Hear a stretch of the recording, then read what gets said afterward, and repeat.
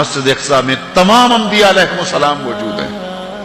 اللہ اکبر۔ حضور علیہ السلام تشریف لائے تو جبریل امین نے خود اذان پڑھی۔ اذان پڑھنے کے بعد پھر اقامت کہی۔ اب سارے لوگ کھڑے تھے لیکن انہیں حضور کو ہاتھ سے پکڑ کے مصلی پہ کھڑا کیا۔ اللہ اکبر۔ دیکھو بہت سارے لوگ ہوں، ایک متعین امام ہو تو وہ تو مصلی پہ کھڑا ہوگا ہی ہوگا۔ اب آپ سارے لوگ آئے ہیں تو میں نماز پڑھا دوں تو میں تو پڑھاؤں گا، یہ تو کوئی کمال نہیں نا۔ کمال تو بنتا جب سارے علماء ہوں، پھر پتہ چلتا ہے کون مصلی پہ کھڑا ہوتا ہے۔ اب سارے ہی نبی ہیں۔ اللہ اکبر۔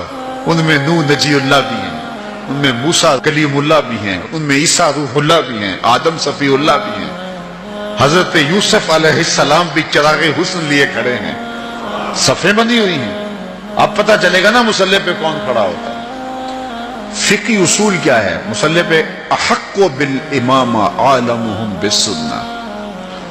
جو جب سارے لوگ پڑھے لکھے ہوں تو پھر امامت کے مصلی پہ کون کھڑا ہوگا؟ ہمارا فقہی اصول یہ ہے کہ جو سب سے بڑا عالم ہوگا وہ مصلی پہ کھڑا ہوگا۔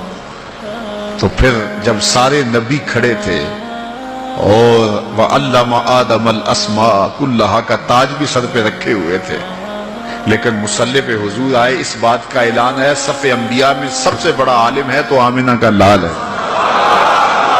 اچھا سارے اگر عالم ہوں تو پھر امامت کا حقدار کون ہوگا؟ ثم اورعہم، جو سب سے متقی زیادہ ہو وہ مصلی پہ کھڑا ہو۔ اللہ اکبر۔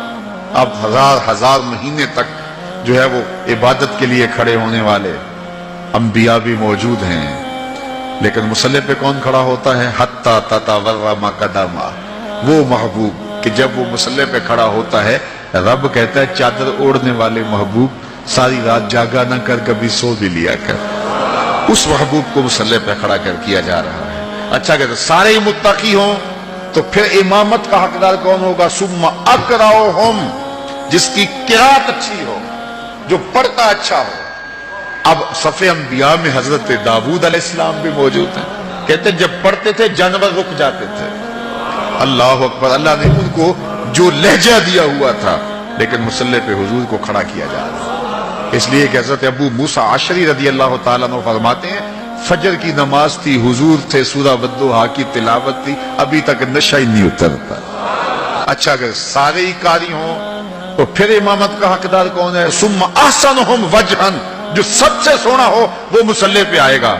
اب یوسف بھی صفوں میں کھڑے ہیں علیہ السلام، انبیاء بھی صفوں میں کھڑے ہیں، وجیہ اللہ بھی صفوں میں کھڑے ہیں، ہر نبی اللہ کا سونا ہوا ہے، لیکن حضور مصلی پہ کھڑے ہیں۔ حضرت یوسف کو اعتراض نہیں ہوتا، وہ جانتے ہیں میں حسین ہوں تو یہ آسن ہے، میں جمیل ہوں تو یہ اجمل ہے، میرا حسن ان کے حسن کا پرتاؤ ہے، تو اس لیے حضور مصلی پہ کھڑے ہیں۔ اچھا یہاں ایک بات اور بتاؤں گا اگر آپ کی توجہ ہو، یہ جو میں نے آپ کے سامنے ضابطہ بیان کیا ہے یہ استحبابی ضابطہ ہے، اس کے برعکس بھی ہو جائے تو نماز ہو جائے گی۔ بڑا سونا جمیل حسین پیچھے کھڑا ہو اور کالے رنگ کا جو ہے وہ نقوش بھی خوبصورت نہیں ہے آگے کھڑا ہو تو نماز ہو جائے گی، کوئی حرج نہیں ہے۔ اچھا قاری پیچھے کھڑا ہو، کم درجے کا قاری مصلی پہ کھڑا ہو، نماز ہو جائے گی۔ بڑا پڑھا لکھا عالم دین پیچھے کھڑا ہو، کم درجے کا عالم آگے کھڑا ہو، نماز پھر بھی ہو جائے گی۔ انتہائی تہجد گزار شب زندہ دار پیچھے کھڑا ہو لیکن آگے کھڑے ہونے والا تہجد گزار نہیں بھی ہے لیکن متقی ہے، پھر بھی نماز ہو جائے گی۔ یہ استحبابی ہے کہ یہ ترجیح ہونی چاہیے، لیکن اس کے برعکس بھی ہوگا تو پھر بھی نماز ہو جائے گی، حرج کوئی نہیں۔ لیکن ایک وصف ایسا ہے، ایک ترجیح ایسی اگر وہ نہیں ہوگی تو نماز ہی نہیں ہوگی، اور وہ کیا ہے؟ جنسی تفوق۔ اس کی ایک مثال میں آپ کے سامنے رکھتا ہوں۔ ماں افضل ہے یا بیٹا؟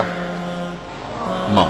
پھر ماں قاریہ بھی ہو بیٹا قاری نہ ہو، ماں عالمہ بھی ہو بیٹا عالم، ماں حافظہ بھی ہو بیٹا حافظ نہ ہو، اور ماں متقیہ بھی ہو بیٹا متقی بھی نہ ہو، اور ماں سب سے زیادہ پڑھی لکھی ہو اور بیٹے اس درجے پہ نہ ہو، اور پھر ماں ہونے کے ناطے سے شرف بھی ہے۔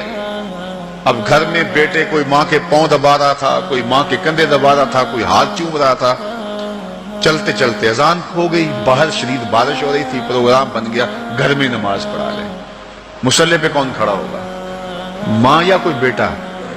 افضل کون ہے؟ ماں۔ قاریہ بڑی کون ہے؟ عالمہ بڑی کون ہے؟ لیکن پھر ماں کو مصلی پہ ہونا چاہیے۔ کیوں ماں مصلی پہ کھڑی نہیں ہوتی؟ ایک وصف ایسا ہے جو ماں میں نہیں، اور وہ کیا ہے؟ جنسی تفوق اس کو حاصل نہیں۔ الرجال قوامون علی النساء، مردانہ پن زنانہ پن سے افضل ہے، رجولیت نسوانیت سے افضل ہے۔ تو رجل ہونا، مرد ہونا، مردانہ پن، یہ وہ وصف ہے جس نے ماں کو پیچھے کر دیا، بیٹے کو آگے کر دیا۔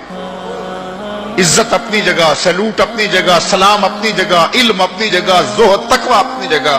بیٹے کہیں امی ہاتھ جڑے ہیں، تیرے پاؤں بھی چومتے ہیں، تیرے قلموں کا دہن بھی پیتے ہیں، لیکن یہ ہماری مجبوری ہے، مصلی پہ ہم نے جانا ہے، اس لیے کہ جنسی طور پہ فضیلت ہمیں حاصل ہے۔ میں کہتا ہوں سارے فضائل حضور کو حاصل تھے، سارے کمال حضور کو حاصل تھے، سارے نبی بھی پیچھے کھڑے ہو گئے۔ جبریل ہاتھ باندھ کے عرض کرتا، حضور ساری عظمتیں اپنی جگہوں پہ، لیکن میری مجبوری ہے کہ میں نور ہوں اور آپ بشر ہیں، اس لیے مصلی پہ کھڑا ہونا میرا حق ہے، مجھے جنسی تفوق حاصل ہے، میری مجبوری ہے، ادب سے ہاتھ باندھ کے عرض کرتا ہوں آگے کھڑا ہونا میری مجبوری ہے۔ لیکن جبریل اقامت پڑھ کے پیچھے کھڑے ہو گئے، حضور کو آگے کھڑا کرے کے اس بات کا اعلان کیا کہ وصفی اعتبار سے بھی حضور افضل ہیں، جنسی اعتبار سے بھی حضور ہیں۔